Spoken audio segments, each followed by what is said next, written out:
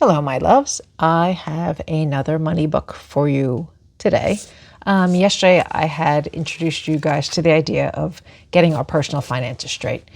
Especially as women, sometimes this is an area of our life which we kind of don't really want to look at.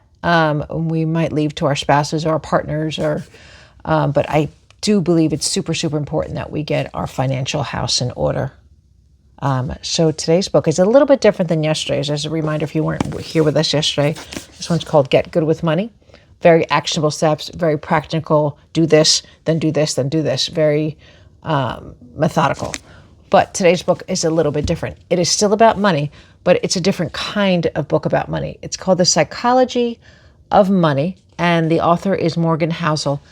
This more explores not so much like what to do with your money. It's not so much action steps, but it explores what's happening in here. What are your thoughts surrounding your money? What are your thoughts surrounding wealth? What are your thoughts surrounding greed? What are your thoughts surrounding debt?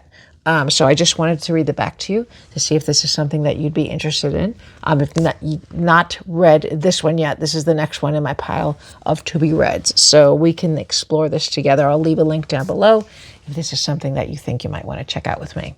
Again, The Psychology of Money, Morgan Housel. I'm going to read you the back cover. It says, doing well with money isn't necessarily about what you know. It's about how you behave. So we all have certain behaviors around money and around our finances. And I think it's important for us to really look at those and why do we do what we do surrounding money. Behavior is hard to teach, even to really smart people. Money, investing, personal finance, and business decisions is typically taught as a math-based field. Sometimes when you say math, people run for the hills. But where data and formulas tell us exactly what to do. But in the real world, people don't make financial decisions on a spreadsheet. They make them at the dinner table, in a meeting room, where personal history, your own unique view of the world, your ego, your pride, marketing, and odd incentives are scrambled together. Here, not so much on paper in a calculator, hard numbers. There's a lot of emotion, there's a lot of energy, there's a lot of thought that goes behind money, and a lot of people don't really want to sit and look at that, but I think this book kind of forces you to look at that.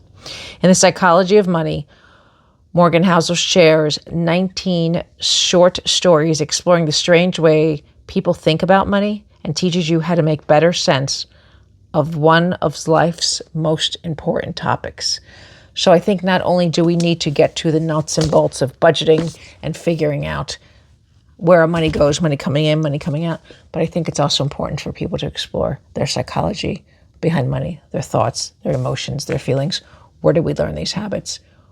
And what are we going to do with these in the future? So I'll leave a link down below if this is something that appeals to you. I think every day I'm going to come at you with a money book, which is, again, not my typical genre, but I think this week we're going to go off the rails a little bit. All right. Hope it finds you well. If you have any questions, please let me know because, as I told you earlier, I'm a bit of a personal finance junkie. Okay. Take care. Have a good day. Bye-bye.